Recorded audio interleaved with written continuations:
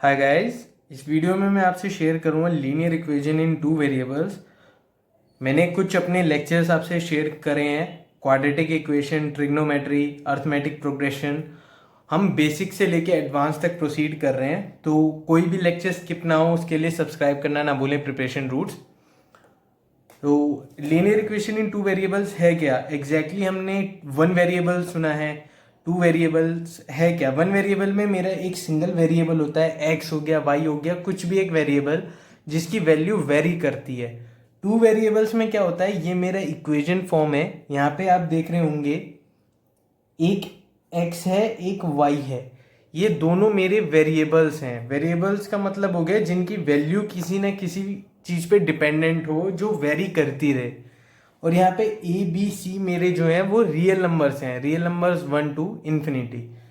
इस इक्वेशन की कंडीशन क्या है कि यहाँ पे ए और बी कभी ज़ीरो नहीं हो सकते, क्योंकि अगर ये ज़ीरो हो जाएंगे तो मेरे पे खाली सी वैल्यू रह जाएगा, क्योंकि x जीरो हो जाएगा, y जीरो हो जाएगा, मल्टीप्लाई होने के बाद ये वैल्यू जीरो हो जाएगी। x जीरो y जीरो नहीं, मल्टीप्लिकेशन के बाद ये दोनों वैल्यू जीरो हो जाएंगी। तो फर्स्ट ऑफ ऑल हम आपसे डिस्कस करने जा रहे हैं ग्राफिकल मेथड। ग्राफिकल मेथड की कैसे हम इक्वेशन को सॉल्व करें और कैसे हम ग्राफिकल मेथड से हम उसे सॉल्व कर सकते हैं, और किस तरीके मतलब हमारा ये हेल्प करेगा। लीनियर इक्वेशन कभी भी डायरेक्ट मतलब मोस्टली इनडायरेक्ट फॉर्म में होता है। डायरेक्ट फॉर्म में भी इसके क्वेश्चन आते हैं गवर्नमेंट एग्जाम में, सीबीएसई लेवल पे। 10th क्लास में ये एक हमारा इंपॉर्टेंट चैप्टर भी है। तो ग्राफिकल मेथड में क्या करेंगे आइए देखते हैं। मेरे पे एक इक्वेशन है 2x plus y is equals to 160। तो मैं इसे कन्वर्ट कर दूंगा 2x 160 minus y, x is equals to 160 minus y divide by two. एक इक्वेशन मेरी ये हो गई है। सेकेंड इक्वेशन मेरी क्या हो जाएगी, 4x 300 minus 2y divide by 4। ये जब मैं 4 इधर इसे ट्रांसफर कर दूंगा तो फाइनल इक्वेशन क्या हो जाएगी मेरी, 2x डिवाइड बाई 4। ये दो वैल्यू में दो इक्वेशन आ गई है मेरे पे। मैंने x की वैल्यू निकाल दी है। अब मैं यहाँ पे क्या करूँगा आइए देखते हैं। जैसे आप लोगों को क्वाड्रेंट पता होगा, किसी भी ग्राफ के लिए मेरे पे 4 क्वाड्रेंट होने चाहिए। कैसे देखते हैं, ये मैंने ग्राफ ड्रॉ कर दिया है। ये मेरे क्वाड्रेंट हो गए हैं, फर्स्ट, सेकेंड, थर्ड, फोर्थ। ये हमारा कोऑर्डिनेट ज्योमेट्री का एक पार्ट है जिसमें हम क्वाड्रेंट आपको बताए हैं। फर्स्ट में मेरा क्या होता है, एक्स और वाई दोनों पॉजिटिव होते हैं। सेकंड में मेरा एक्स नेगेटिव वाई पॉजिटिव। ये मेरा एक्स एक्सिस है और ये मेरा वाई एक्सिस है। अब देखिए कैसे सॉल्व करेंगे। फर्स्ट वाले के लिए मैं एक टेबल ड्रॉ कर लेता हूँ। मैंने एक टेबल ड्रॉ कर लिया है। सिमिलरली मैंने सेकंड वाले के लिए भी एक टेबल ड्रॉ कर लिया है।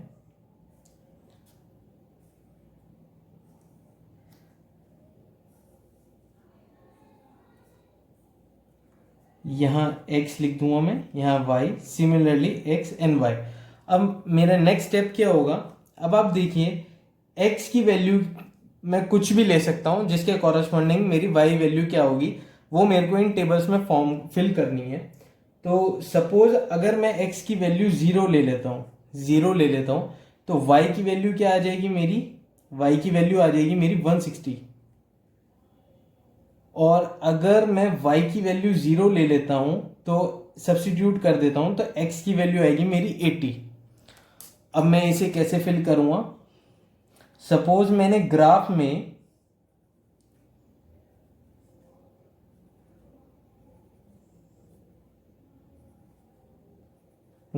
मैंने जो इंटरवल लिया है वो मैंने 20 का ले लिया है। ये 20, 40, 40, 20, 60, 80, 100, 120, 140 एंड दिस वन इज 160।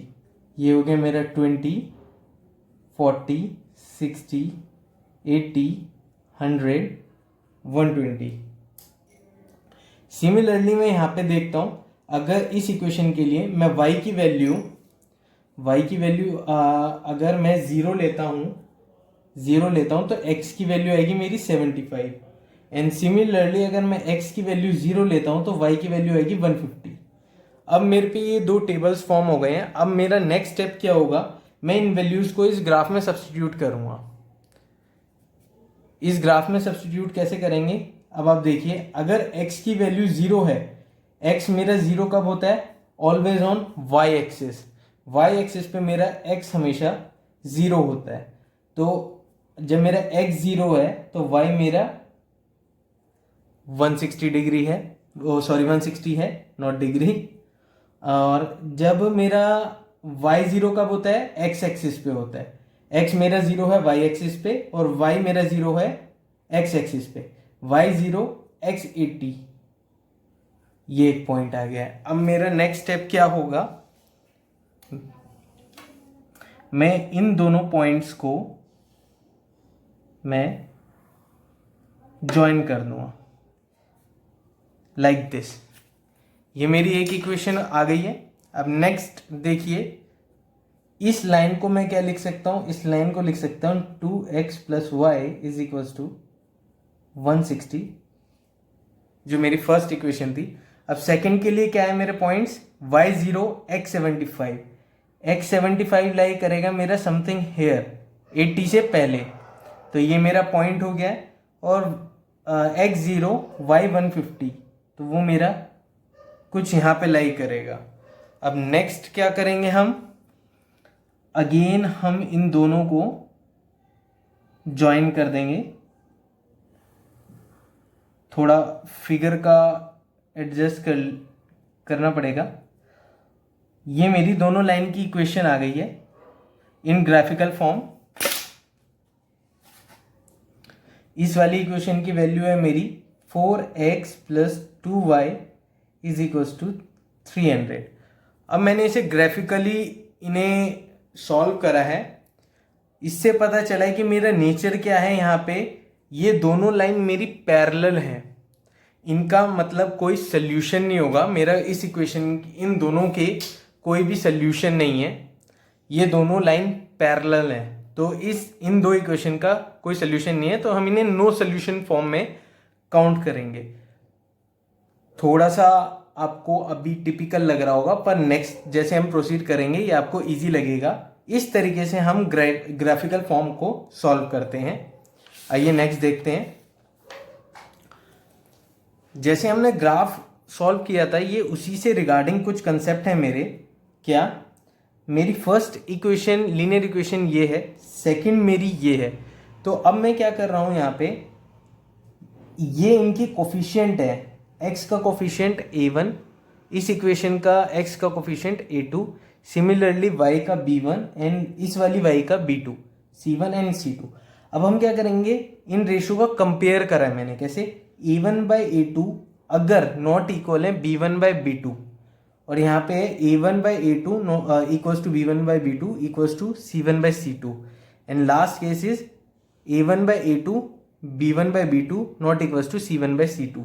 अब इसमें ग्राफिकल रिप्रेजेंटेशन क्या होगा, ग्राफिकल रिप्रेजेंटेशन होगा जब ये कंडीशन फॉलो होगी, जब ये कंडीशन फॉलो होगी तो मेरी ग्राफिकल रिप्रेजेंटेशन में क्या होगा, वो दोनों लाइन इंटरसेक्ट करेंगी। मीन्स जो दोनों इक्वेशन आपको, जैसे मैंने यहाँ पे बताया कि ये जो इक्वेशन है मेरा, ये मेरा एक लाइन फॉर्म में जनरेट होगा ग्राफ में। तो सिमिलरली ये दो लाइंस हैं, ये दो इक्वेशन मेरी दो लाइन की इक्वेशन है, जो कि अगर ये कंडीशन फॉलो होगी तो डेट मीन्स लाइन मेरी इंटरसेक्ट कर रही हैं। एल्जेब्रिक एक्सप्रेशन में क्या कहते हैं, एग्जैक्टली एक सोल्यूशन होगा इन, अगर ये कंडीशन फॉलो होगी तो डेट मीन्स उन दो का एक ही सोल्यूशन होगा। उसे हम कहते हैं consistency pair of equation. Unique solution, one solution and consistent pair of solution. आगे आपको पता चलेगा कि ये एग्जैक्टली है क्या। अगर ये कंडीशन फॉलो हो रही है तो हम उसे कहते हैं coincident line, infinite many solution, dependent case. इस केस में क्या होता है कि वो दोनों लाइन एक ही लाइन पे कोइंसाइड कर जाती हैं और उसके बहुत सारे सोल्यूशंस होते हैं। इन केस अगर मेरा a1/a2 is equals to b1/b2 not equals to c1/c2 होगा, देन इन दैट केस जो दोनों लाइन होंगी वो पैरेलल होंगी और उस केस में कोई सोल्यूशन नहीं होगा। इसे हम इनकंसिस्टेंसी फॉर्म बोलते हैं। इसे हम चेक कैसे कर सकते हैं, जैसे मैंने प्रीवियस न्यूमेरिकल करा था। अब आप देखिए यहाँ पे मेरा a1 2 था बाय a2, यहाँ मेरा 4 हो गया, b1/b2 क्या हो गया मेरा 1/2 हो गया, एंड c1/c2 क्या हो जाएगा मेरा 160/300। अब आप देख रहे हैं ये मेरा हाफ हो गया है। डेट मीन्स a1/a2 जो है वो b1/b2 तो आ रहा है, पर ये वाली जब वैल्यू कैंसिल आउट होगी ये आएगी मेरी 8/15 नॉट इक्वल्स टू c1/c2। ये मेरा नो सोल्यूशन वाला केस है जो ये मैंने आपसे डिस्कस किया है। देखा आपने, इस केस में मेरा डायरेक्ट ग्राफिकल फॉर्म मेरा पैरेलल लाइन आ रहा है। तो ये मेरे 3 केसेस होते हैं जो मेरे काफ़ी हेल्प करेंगे किसी भी न्यूमेरिकल को इजीली प्रिडिक्ट करने में, किसी भी इक्वेशन का, 2 इक्वेशन का नेचर फाइंड आउट करने में। आइए इससे रिलेटेड न्यूमेरिकल देखते हैं। मेरे को इक्वेशन चेक करनी है, फिर उसका सोल्यूशन चेक करना है। मेरे पे इक्वेशन क्या है, 6x minus 3y plus 10 is equals to 0, 2x minus y plus 9 is equals to 0। अब यहाँ पे देखिए मैं डायरेक्टली लिखता हूँ a1/a2 क्या होगा मेरा 6/2, b1/b2 क्या हो जाएगा -3/-1। मेक श्योर यहाँ पे जो मैंने आपको कंडीशन बताई है वो आपका यहाँ पे प्लस है, तो कोफिशिएंट का हमेशा ध्यान रखें कि वो नेगेटिव है या पॉजिटिव है। c1/c2 क्या हो जाएगा 10/9। अब आप देखिए ये मेरा 3/1 आ रहा है, ये मेरा माइनस से माइनस, ये भी 3/1 आ रहा है, ये मेरा 10/9। That means a1/a2 is equals to b1/b2 is not equals to c1/c2।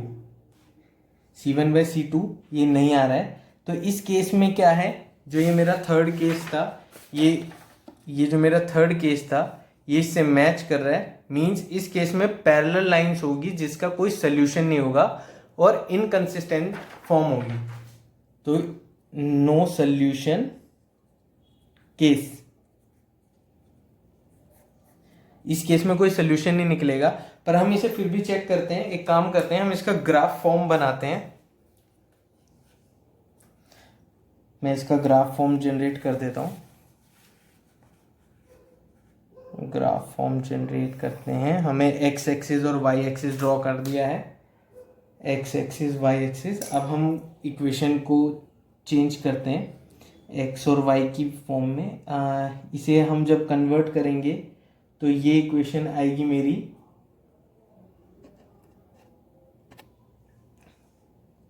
ये आएगा मेरा -10 + 3y डिवाइड बाई 6, और इस वाले केस में आएगा -9 + y divide by 2। Table generate कर लेते हैं।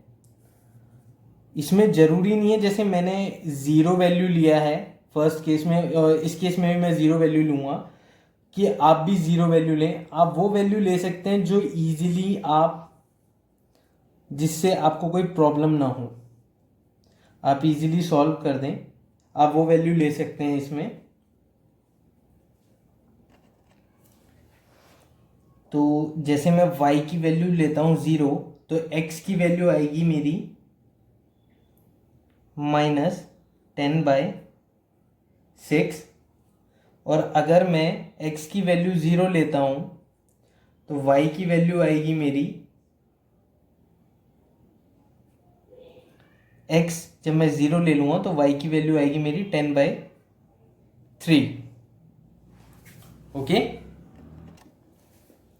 अब सेकेंड इक्वेशन के लिए क्या देखते हैं, जब मैं y 0 ले लेता हूँ तो x की वैल्यू आएगी मेरी -4.5, और अगर मैं x 0 ले लेता हूँ तो y की वैल्यू आएगी मेरी 9। आप इसे सॉल्व करके देख सकते हैं। अब हमारा नेक्स्ट स्टेप क्या होगा, ग्राफ ड्रॉ करना। अब ग्राफ के लिए क्या करना होगा, अब आप देखिए मैं 10/6 को कैलकुलेट करता हूँ तो ये वैल्यू आती है मेरी 1.66, एंड 10/3 को जब कैलकुलेट करता हूँ ये आता है मेरा 33। तो एक काम कर सकता हूँ, मैं दो दो के गैप का मैं ग्राफ ड्रॉ कर सकता हूँ। 4, 6, 8, 10। अब मेरा यहाँ पे माइनस का भी वैल्यू है तो मेरे को माइनस का भी देखना होगा।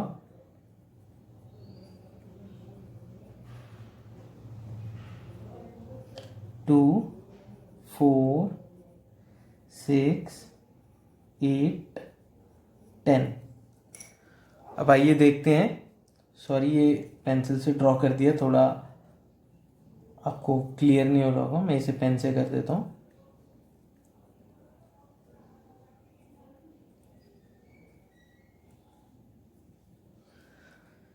Like this. अब फर्स्ट सोल्यूशन है मेरा y0 x माइनस 10/6, ये आएगा 1.66। मीन्स समथिंग मेरा यहाँ पे ये वैल्यू आएगी, क्योंकि x एक्सिस पे मेरा y0 होता है और y एक्सिस पे मेरा x0 होता है। Like this. सेकेंड है मेरा x0 y 10/3, 3.33 समथिंग मेरा यहाँ पे आएगा। तो जब मैं लाइन ड्रॉ करूँगा तो वो मेरा इस तरीके का लाइन जनरेट होगा। इसकी इक्वेशन की वैल्यू है मेरे पे 6x minus 3y plus 10। Second case है मेरा y0 x माइनस 4.5, वो मेरा यहाँ आएगा समथिंग, और x0 y9 वो मेरा यहाँ पे आएगा। तो इसे मैं ड्रॉ कर देता हूँ। सॉरी, ये थोड़ा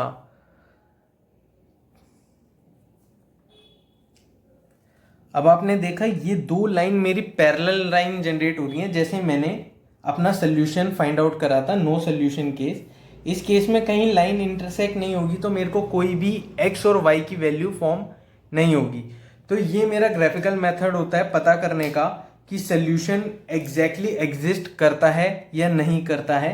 जैसे मैंने आपसे ये 3 केस डिस्कस करे थे इस तरीके से कि a1/a2 का रेशो b1/b2 का रेशो अगर नहीं इक्वल है तो intersecting line, coincident line and parallel line.